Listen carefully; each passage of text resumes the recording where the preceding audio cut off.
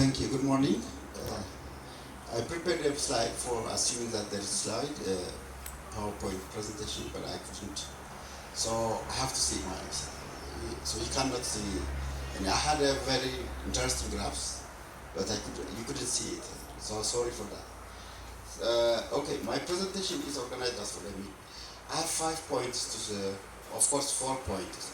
First, I'm going to really briefly tell you about the economic performance of Ethiopia and the development challenges that Ethiopia is facing now. This is assuming that the financial sector is not stand-alone. We should see it in terms of the overall economic performance of the country. My second point is on homegrown economy, which is recently published by the recent government, the existing government. And then a little bit about financial deregulation and its effect based on the experience of other countries and the literature. Then my fourth point is on what are the key features of financial system in Ethiopia. And this will lead me to the 4 points will be summarized finally, and then some 2 or 3 conclusion remarks I'll be giving. So let me start with the economic performance of the country. As you know, Ethiopia has performed well, especially for the last 1.5 decades, in terms of GDP growth, per capita income growth, especially after 2005-6, Ethiopia has average economic growth rate about 11% per annum. And the per capita income in real terms grew more than 6% per year, which is, according to the literature, a remarkable economic growth, at least for until 2015-16 in this country. Poverty, as you know, is also dramatically declined in Ethiopia, especially for the last 1.5 decade. And compared to the sub-Saharan African country, Ethiopia is the most performing, the well-performed country in terms of reducing poverty. In terms of education and health, especially in the overall Human Development Index, still Ethiopia performed very well, both in terms of primary education, access to primary education, and also in terms of improvement in life expectancy. So, for instance, life expectancy has dramatically increased from 40 in 1965 in 1980 to almost 66 years life expectancy in 2016. So there has been some substantial progress in the country. The same is true for the primary education. Very substantial improvement has been observed, at least until 2016-17. But this progress is not without any development challenge now. Currently, Ethiopia has a number of development challenges. The poorest country in the world. We have our per capita income in terms of reals 860, which is compared to the low middle income countries much lower. So we are still very poor countries. In terms of poverty, there are millions, more than 25 million people are still living below poverty line. So there are numbers of. The other big challenge that we have is, even if there has been some growth in economic growth, the benefits that comes from the growth is biased towards the top 20% of the income in Ethiopia. So there is still inequality is very high in Ethiopia. So for instance, the top 10% of the income of the country access more than 35% of the economic growth of the country. And the top 20% of the income group benefited of more than 60% of the benefit that comes from the economic growth. The last 10%, the 20% are still not benefiting from that. So inequality is growing very high in Ethiopia.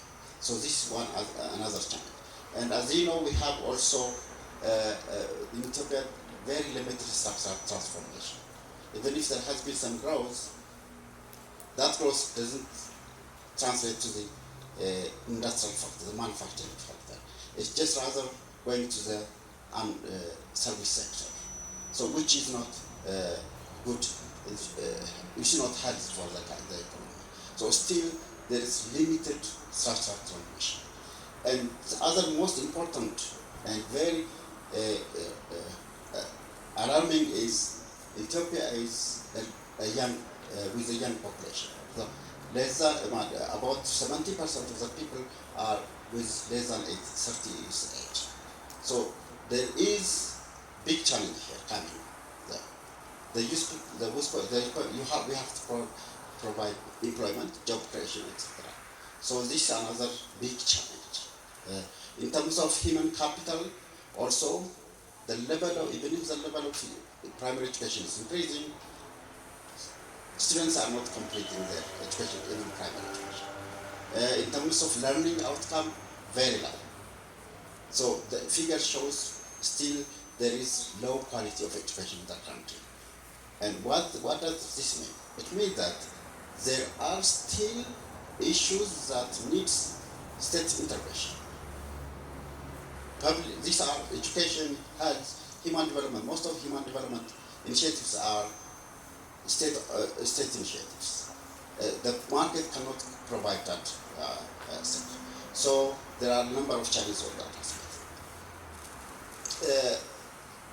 The recently homegrown economy, I think I couldn't see any document, but we have the PowerPoint. So based on that, there are some binding policies identified by the homegrown economy for those different development challenges. One is the low productivity due to structural and institutional bottlenecks. So among these, the problem with the institutional and structural, the macroeconomic imbalances. So these macroeconomic imbalances include foreign exchange imbalances, external debt burden, limited private sector access to finance, and high inflation. So it means there is macroeconomic instability in this country. There is imbalance, there is instability. Now the question is financial deregulation a solution for this macroeconomic imbalances? What is this? The experience of other countries tells us about this issue. Let me briefly go through that, the experience of other countries. Before that, let me give you a brief definition of financial deregulation. This means eliminating, broadly defined broadly, based on the World Bank definition of that. Eliminating restriction on international capital flows is one definition of that, and interest rates. Specializing financial institutions, improving the functioning of security markets, increasing the transparency of financial transactions, harmonizing and simplifying standard of prudent supervision across the whole capital market. These are a broad definition of financial deregulation based on the World Bank and the IMF definitions. So now the question, as I said, we have macroeconomic imbalances because of foreign exchange shortage, because of debt burden, because of limited private sector access to finance. So how do you handle this? Is financial deregulation a solution for this? Now there is a mixed outcome on this. On the one hand, especially from the World Bank and the IMF, they have typical examples like measured in terms of the success of financial deregulation, in terms of addressing this macroeconomic imbalances. The first one is like Thailand, Turkey, and Kenya. These were liberal financial, before in 18th, they liberalized their economy, especially for their financial sectors. So there have been some kind of improvement in terms of saving and investment in these countries. This is the argument, the example that's given by the World Bank. On the other hand, there is also another argument. in countries where there is financial liberalization, the effect is worse compared to even the countries that before the financial. They mentioned, for instance, Chile. In Chile, what happened was the domestic and financial and foreign exchange was adequately solved the problem challenge in the Kenya, but in Chile, the banks were acquired by certain groups, and these groups used that financial resource to build and to address their own financial problems, not in terms for the sake of the economic development. So it just resulted into even in the worst economic crisis for that country. And the other experience that we have is in South Korea, Taiwan, Japan. In these countries, rather than liberalizing their financial system, what they did some selective intervention by the state. So they have resulted in a favorable economic condition at that time. So the argument is we have, on the one hand, some kind of improvement in terms of investment and saving in investment. On the other hand, there is crisis in the economy as a whole. So what matters, what is your measurement, the indicator for your measurement? Is it saving or investment or the whole outcome of the economy? That is one important question that needs to be considered. So, in order for the financial system to contribute for the economic development of a typical country, there are certain conditions that need to be fulfilled. At least based on the developed countries, the macroeconomic model they generated based on these developed countries, two conditions must be there. First is the existence of highly organized, economically interdependent, and efficiently functioning money and credit market. This must be there so that the financial system can provide significant contribution to the economic development of that specific countries. The second issue is interest rates are regulated both by administrative credit, which is now the developed countries are doing that, as well as by market force of demand and supply. So if you go to the US, both the interest rates are by the national bank, but the whole other system in that determined by the market demand and supply. So this condition need to be at least there. Now the question is, if Ethiopia is going to deregulate its financial system to address the macroeconomic imbalances, do we have that kind of financial system in Ethiopia? Now, let me go now the key features of Ethiopian financial system currently. The first one is the financial sector in Ethiopia is purely characterized by incomplete market. We don't have, missing market. For instance, we don't have well-developed insurance market. For instance, yes, we have some kind of insurance companies, but for the majority, for instance, we don't have crop insurance. The economy is highly majorly pushed by agriculture sector. So we don't have this kind of, there is a missing market. The second is there is imperfect competition. There are few banks, but these banks are provided their loan to certain groups of the people, not the majority. And they have their own justification because they have to do that way, otherwise they will not be financially sustainable. So there is imperfect competition to this. The third is the public nature of monetary financial institution. If I have a share in one bank, I cannot see any finance unless the management provides me that information. So there might be some kind of principality problem there. The director, the board of directors, or the managers of that institution, financial institution, is determine their own information based on their own interest. rather than the interest of the shareholders. And this also leads to the inability of the regulatory body, the National Bank, to regulate this institution very, very perfectly. One, it has its own capacity problem. Second, there is also information asymmetry, principal agent problem from the financial industry. So then there is some kind of public good nature in terms of information availability even for shareholder, even for the regulatory body, and even the whole economy. So there is some kind of imperfection in the economy, in the market of the financial sector. The other key characteristics of the Ethiopian financial system is working dual monetary system. First, there are some few small numbers of few financial banks which are regulated by the National Bank in terms of setting interest rate, in terms of setting the loan, the credit ceiling, and this institution provide loan to certain groups of people. They don't get, I have no access to get credit from any bank because they don't know me also. So because there is some kind of, they are avoiding risks.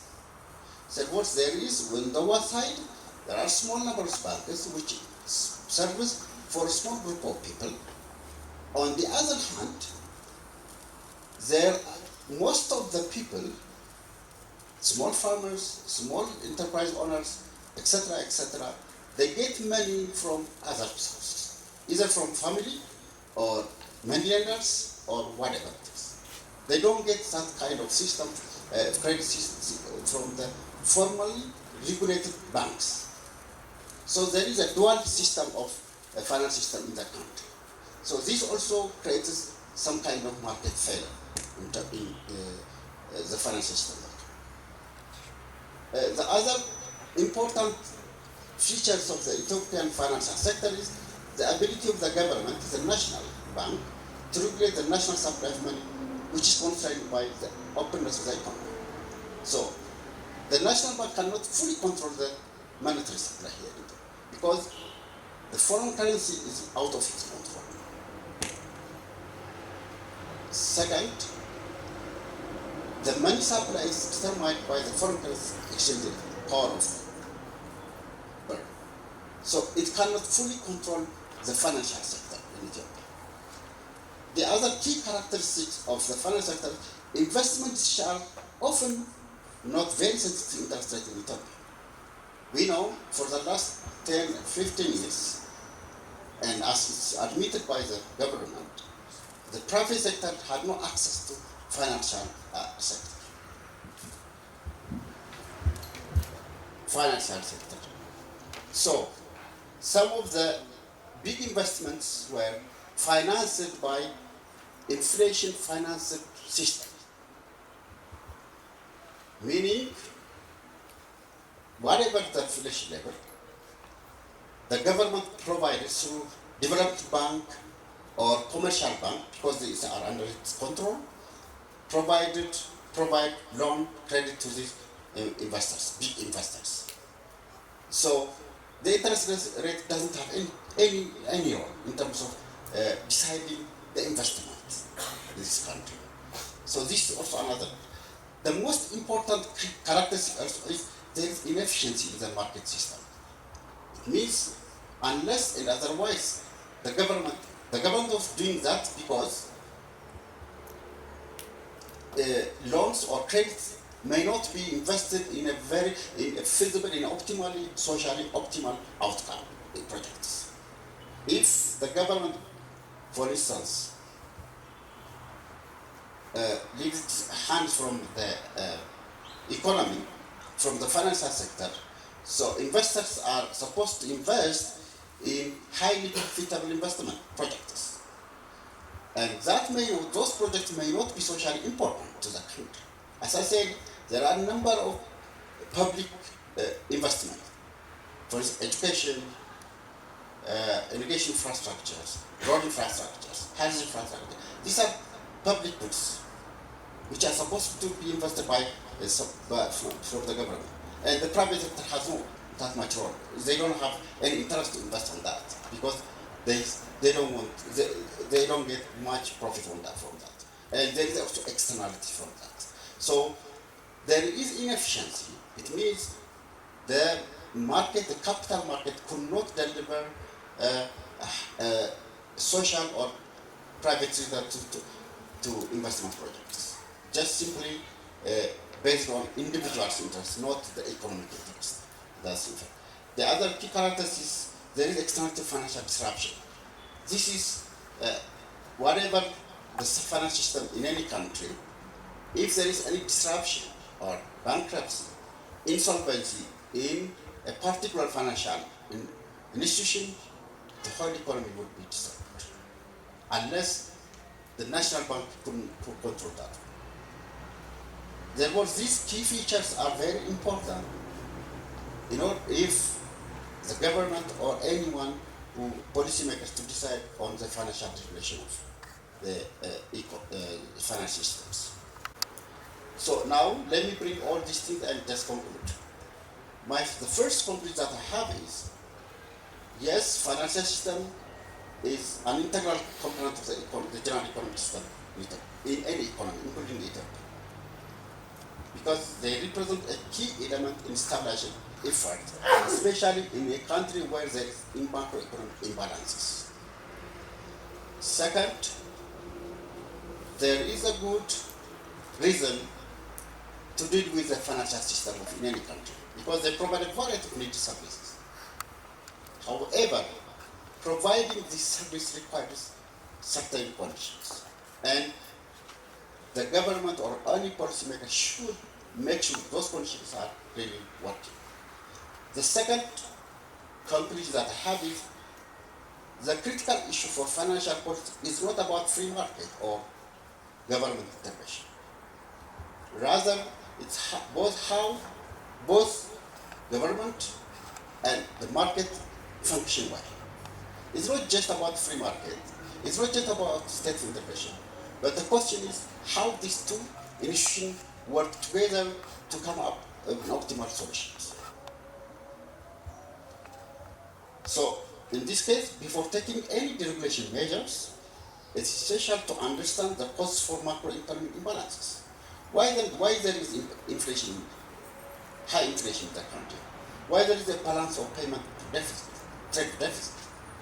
Why there is no foreign currency in it? The fundamental cause of this need to be understood. Without understanding the causes, this rushing to financial degradation may have a very, very severe consequences.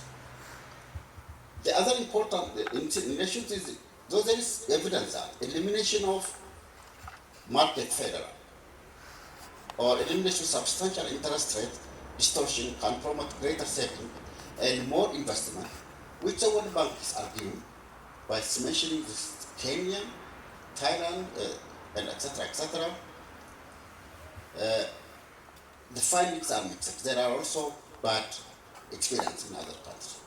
Therefore, that Ethiopia should rely primarily on physical measures to stabilize the economy and mobilize domestic resources, rather than rushing into the financial regulation. So I can repeat this one. The country should really rely primarily on physical measures to stabilize the economy and to mobilize the domestic resources.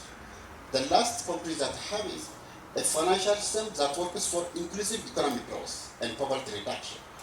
When I say inclusive, it's not definition of the World Bank, that's just broad-based kind of development, must be done with equity as well as efficiency in mind. Because there is inequality, high inequality in the country, and this inequality is growing, and the impact finally this will have a disastrous effect in terms of political environment, in terms of social violence, etc., which we have seen for the last few years. So there must be some kind of equity and efficiency in mind when doing any kind of regulation, if it should be done. So financial reform must always be accompanied by other more direct measures to make sure that resources are invested in priority areas adopted by the country. There are some kind of development outcomes. So regulation should be done in terms of achieving those goals. And a well-designed regulatory system is essential, particularly careful supervision of the banking and financial sectors needed to prevent undue concentration by local elites. Getting price right is one important aspect, but it's not the only. What matters is making development serve the needs of the majority. That's the most important thing that we have to do. Thank you.